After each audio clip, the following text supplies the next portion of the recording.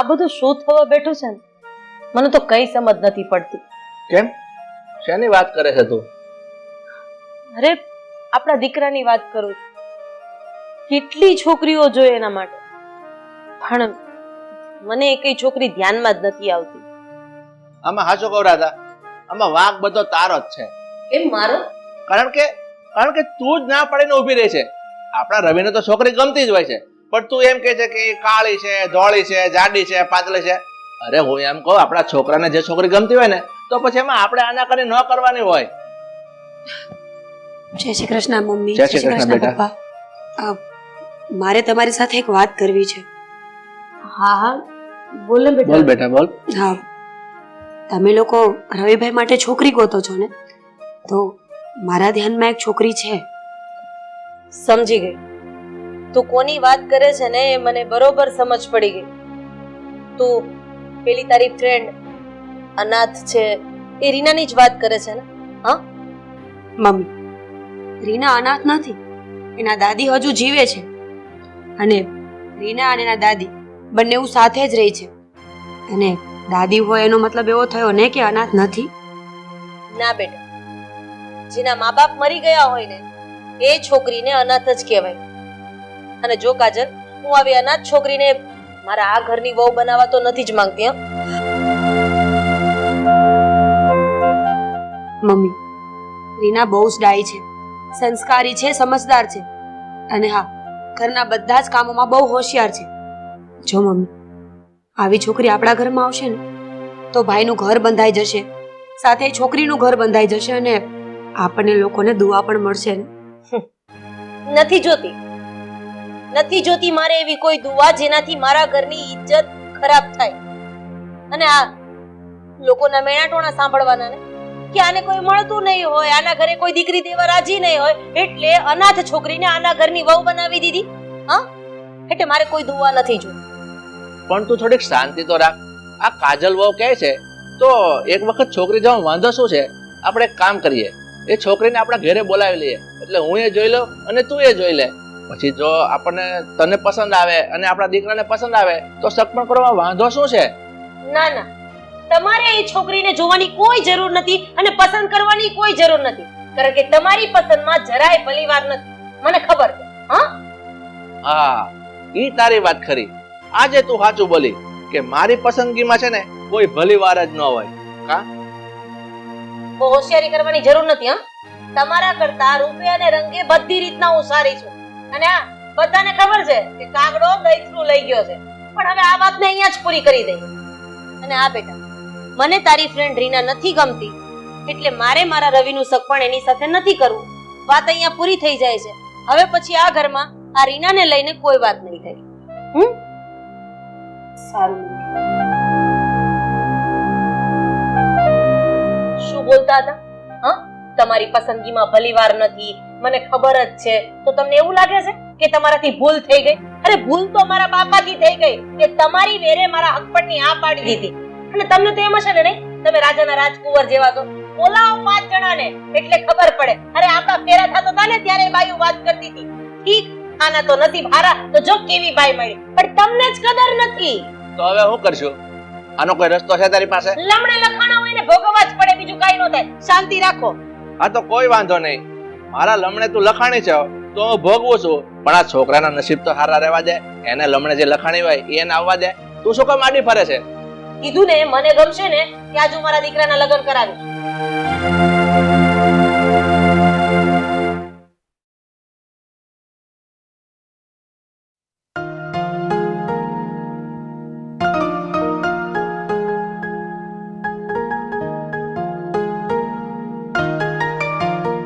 મને ખબર પડી ગઈ છે કે તને શું થયું. મેં તને પહેલાં જ કીધું હતું કે મમ્મી પપ્પાની સામે તારા ફ્રેન્ડની વાત નહીં કરતી. તો કદાચ પપ્પા માની જશે, પણ મને એટલી ખબર છે કે મમ્મી હા નહીં પાડે. સાચી વાત છે તમારી. મને પણ પપ્પા પર ભરોસો છે કે પપ્પા ક્યારેય ના નહીં પાડે. પણ આ મમ્મી કોઈ વાતમાં સમજતા નથી. બિચારી રીના નાનપણથી અનાથ છે, કોઈ નથી એની આગળ પાછળ. આ ઘરમાં આવે તો રવિભાઈ સાથે લગ્ન કરી એનું ઘર બંધાઈ જશે. બિચારીએ કોઈ દિવસ સુખ નથી જોયું, દુખિયારી છે સાવ. તો મેં વાત કરીને શું ખોટું કરી નાખ્યું આમાં? પણ કાજલ, તારી અને રીનાની ઓળખાણ કેવી રીતે થઈ? હું રીનાને બહુ ટાઈમથી ઓળખું છું. જ્યારે કોલેજમાં હતા ને ત્યારે અમે બંને સાથે બરોડા ભણતા હતા, એટલે મને એની લાઈફની બધી હિસ્ટ્રીની ખબર છે. એક કામ કર, રીનાના રવિ સાથે લગ્ન કરવાના માંડી વાર. અને તને તારા ફ્રેન્ડની એટલી જ ચિંતા થતી હોય ને તો હું એના માટે એક સારો છોકરો શોધી રાખું. અરે પણ મારી વાત કેમ નથી સમજતા? તમે બહારથી કોઈ છોકરો ગોતશો, એ કેવો હશે કેવો નહીં આપણને શું ખબર? કોઈ અજાણ્યા પર વિશ્વાસ કરવો એના કરતાં બેટર ને કે તમે મમ્મીને સમજાવો, એમની સાથે વાત કરો કે રવિભાઈ અને રીનાના લગ્ન કરાવી દે. જો રીના છે ને બહુ સારી છોકરી છે, હું ઓળખું છું એને. એ આપણા ઘરમાં આવશે ને તો બધાની સાથે હળી મળીને રહેશે. પ્લીઝ તમે એકવાર મમ્મી સાથે વાત કરી જુઓ ને.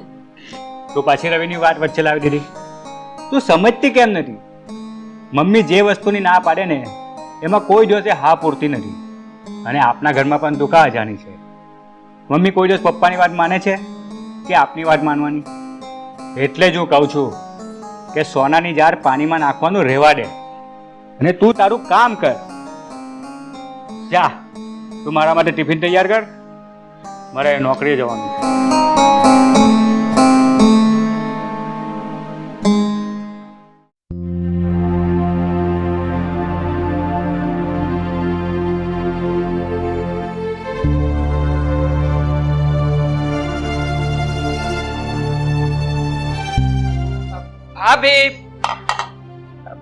ભાભી, કામ હતું તમારું. ખબર છે મને કે તમારે મારું શું કામ છે. ચા પીવી છે ને? તમે બહાર બેસો, હું 5 જ મિનિટમાં ચા બનાવીને લઈ આવું. નહીં ભાભી, ચા નથી પીવી, પણ હકીકતમાં મારે તમારી સાથે જરૂરી વાત કરવી છે. હા, તમારી ફ્રેન્ડ હિનાને લઈને.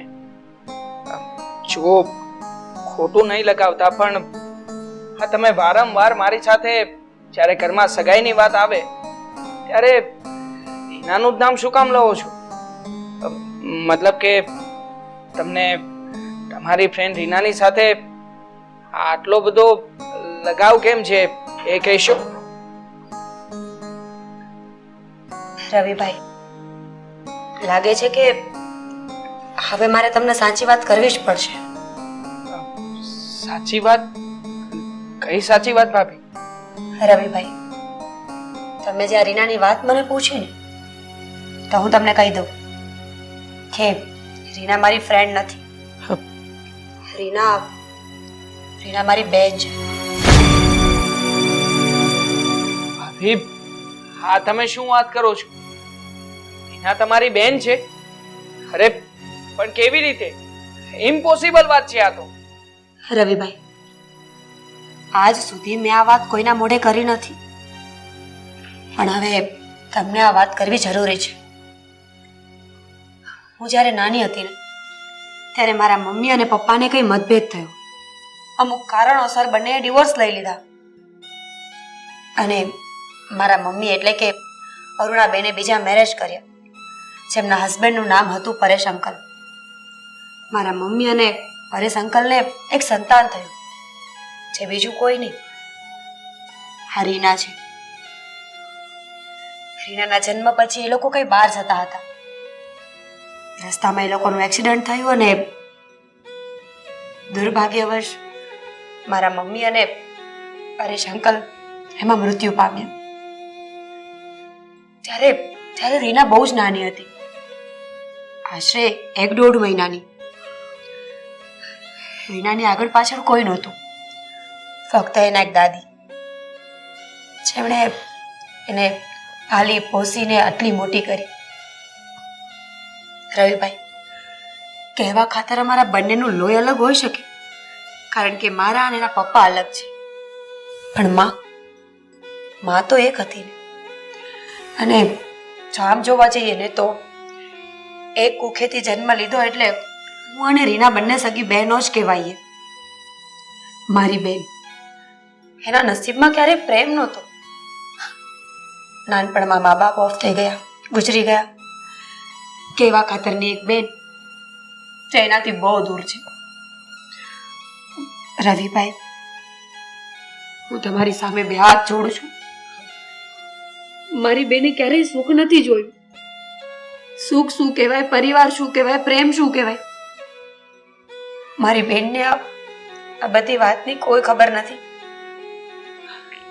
જો બની શકે ને તો પ્લીઝ પ્લીઝ તમે મારી બેનને અપનાવી લો. હું તમારી આગળ હાથ જોડું. નહીં ભાભી, આવી રીતે હાથ નહીં જોડો. પણ હા, આજે આ તમારો દીકરા સમાન દેર તમને વચન આપે છે કે જો હું લગ્ન કરીશ ને તો રીનાની સાથે જ કરીશ. રીના સિવાય બીજી કોઈ પણ છોકરીને મારા જીવનમાં ક્યારેય પણ સ્થાન નહીં આપ. અને હા, આ માટે હું મમ્મીને પણ બહુ જલ્દી મનાવી લઈશ. માફ કરજો મને પણ કે આ જૂની વાતો ઉખેડીને તમારા મનને ઠેસ પહોંચાડી હોય તો. ચાલો ભાભી, હવે આમ પણ ઓલરેડી આઈ એમ લેટ. જલ્દી જલ્દી મારી ચા બનાવી દો એટલે હું પણ કામ માટે નીકળું. સારું, હવે તમારા માટે ફક્ત ચા જ નહીં, તમે જે કહેશો ને બધું કરવા તૈયાર છું. સાંજે મારા મનપસંદ ઢોસા બનાવી આપવા પડશે. રવિભાઈ, સાચે? સાચે? પાક્કું? હા પાક્કું, 100% ડન. જો ભાભી ના નહીં પાડતા નકર. મેં ક્યાં ના પાડી છે, હું તો હા જ પાડું છું ને ભાઈ. હા તો ઠીક છે, તો જલ્દી જલ્દી ચા બાર વેઇટ કરું છું. હવે મૂડમાં આવી જાઓ. સારું, તમે કહો એમ.